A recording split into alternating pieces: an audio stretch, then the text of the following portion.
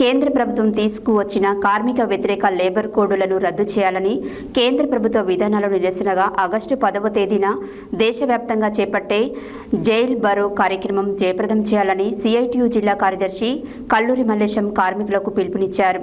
గుండాల మండల కేంద్రంలో సిఐటియు ఆధ్వర్యంలో మోదీ 12 సంవత్సరాల పాలన పరిశీలన అనే అంశంపై విస్తృత స్థాయి సెమినార్ నిర్వహించారు. కేంద్ర ప్రభుత్వం తీసుకువచ్చిన కార్మిక వ్యతిరేక లేబర్ కోడ్లను రద్దు చేయాలని కేంద్ర ప్రభుత్వ విధానాలకు నిరసనగా ఆగస్టు 10వ తేదీన దేశవ్యాప్తంగా చేపట్టే జైల్ భరో కార్యక్రమం జయప్రదం చేయాలని సిఐటియు జిల్లా కార్యదర్శి కల్లూరి మల్లేశం కార్మికులకు పిలుపునిచ్చారు.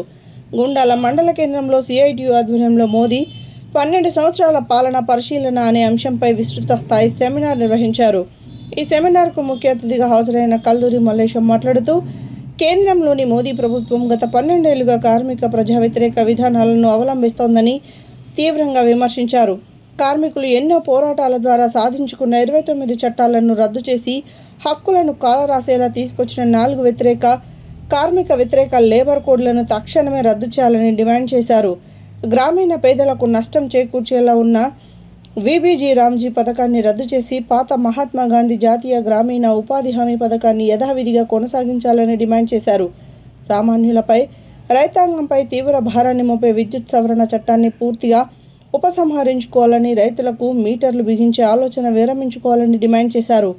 ఈ సెమినార్లో సిఐటియు జిల్లా మాజీ నాయకులు మధ్యపురం రాజు, సిఐటియు మండల నాయకులు పరశురాములు, నాయకులు ఇందిర, వట్టపల్లి వెంకటేష్, బొంగు పెద్దాపురం, మబ్బు చంద్రయ్య, గిరిబాబు, శ్రీశైలంలతో పాటు వివిధ రంగాల కార్మికులు పెద్ద సంఖ్యలో పాల్గొన్నారు.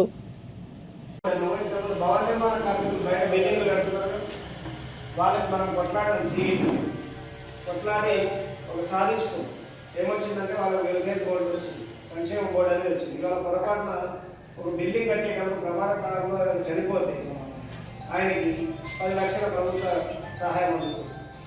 మామూలుగా ఆయుష్ కూలి పోయినా 2 లక్షల బీమా కుటుంబానికి. ఒకవేళ పెళ్లి చేస్తే బిడ్డ పెళ్లి చేస్తే 30,000 వస్తుంది. లేదు సభ్యులు ఒక ఆడపిల్లి చేసుకున్న కార్డులను పెళ్లి చేసుకుంటే 30,000 వస్తుంది. ప్రమాద బీమా ఉన్నది.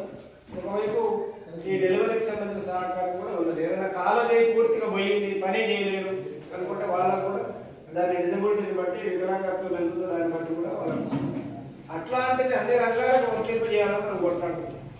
ఇవాళ ఇటు అమలు కార్మికులకైనా అటు ట్రాన్స్పోర్ట్ కార్మికులకైనా ఏర్పాటు చేయాలని కొట్లాడుతున్నాం. ఇటు గ్రామ పంచాయతీ కార్మికులు ఉన్నారు. ఊరు మొత్తం చూస్తానికి గవర్నమెంట్ కొలులా ఉన్నారు. చూసుకొని మొదలు చెప్పుకునేవాళ్ళు చేస్తానికే గ్రామ పంచాయతీ పరిధిలో ప్రభుత్వం తరఫు చేసుకున్నట్టే ఉంటారు. కానీ ఆ జీతం 9,500 నిర్ణయించింది. కొన్ని ఊళ్ళల్లో 5-6 ఉంటే పంచుకోవాలి, 6,000 5,000 వస్తాయి.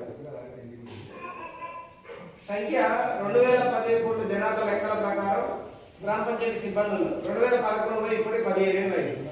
15 ఏళ్ళ నుంచి ఊళ్ళే జనాభా పుట్టినారు, పుడతారు, పోతుంటారు. కానీ పుట్టేటోళ్ళ సంఖ్య పోయేటోళ్ళకి. మరి జనాభా పెరుగుతున్నప్పుడు దానికి అనుగుణంగా వీళ్ళని రిక్రూట్ చేసుకున్నారు, కొత్త సిబ్బంది కావాలని తీసుకున్నారు. కానీ తీసుకుని పని చేసిన తప్ప వాళ్ళ కోసం జీతాలు అదనంగా గవర్నమెంట్ నుంచి వస్తుంది. కొన్ని ఎన్నికల వీళ్ళ పరిస్థితి ఏంటంటే అమ్మ చేసిరు, తండ్రి చేసిరు, తాత చేసిరు, వారసత్వంగా చేసుకుంటూ వస్తాము. ఎందుకంటే గవర్నమెంట్ ఎక్కడన్నా పడవదు, ఏదో కష్టపడ్డాం, మా బతుకులు అయిపోయింది, మా పిల్లల కన్నా మంచిగా ఉంటుందనే ఒక ఆశతోటే వాళ్ళు గవర్నమెంట్ అనే ఉద్దేశంతో చేస్తున్నారు. కానీ అది గొర్రెట బెత్తడానికి కొట్లాడగా అది కూడా కొట్లాడుతూ 9,000 వచ్చి అది అమలు పెరగట్లేదు. ఇది పెరగాల్సిన అవసరం ఉంది. మరి ఈ పరిస్థితుల్లో ఎందుకు ఈ సమస్యలు ఉన్నాయి? ఇంత కష్టం చేస్తున్న గ్రామ పంచాయతీలు పెరుగుతున్నారు. ఇంత కష్టం చేసి మనం ప్రభుత్వం చెప్తుంది మేము 2 లక్షల మెట్రిక్ టన్నుల ధాన్యాన్ని పండిస్తామని చెప్పి గవర్నమెంట్ చెప్తుంది, రైతు ద్వారా పొందుతున్నామని చెప్తుంది. ఎమ్మెల్యే వచ్చి మోసం, ఐపీ వచ్చి మోసం, మోసేలు గ్రామంలో అమాలి కార్మిక సోదరులు. మరి వాళ్ళకి ఏం చేస్తున్నాం? కొంటున్నామని అసలు గట్టిగా చెప్పుకుంటాం, గొప్ప చెప్పుకుంటాం. కానీ వీళ్ళకి ఏం చేస్తున్నాం? ఈ ధాన్యాన్ని పంట పొలం నుంచి మొదలు పెడితే నీకు తీసుకొచ్చి మిల్లు దాకా మళ్ళీ రైతు ధాన్యం బియ్యం వచ్చేదాకా కూడా ప్రతి పనిలో కార్మికులు వెళ్తుంది. మరి వీళ్ళకి ఏం చేస్తున్నాం? ఏం లేదు చేయాల్సింది ఏం చేయాలి? మరి ఎందుకు ఈ సమస్యలు ఉన్నాయంటే మనకు అర్థం చేసుకోవడం అవసరం లేదు. డిమాండ్ ఏంటంటే కష్టపడ్డ కార్మికుడికి తన కష్టాల దగ్గర ఫలితం ఇవ్వాలని గవర్నమెంట్ చెప్పే లెక్కల ప్రకారం ఒక మనిషి ఆరోగ్యంగా ఉండాలంటే మంచి తిండి తినాలి. మంచి తిండి అంటే ఏంటి?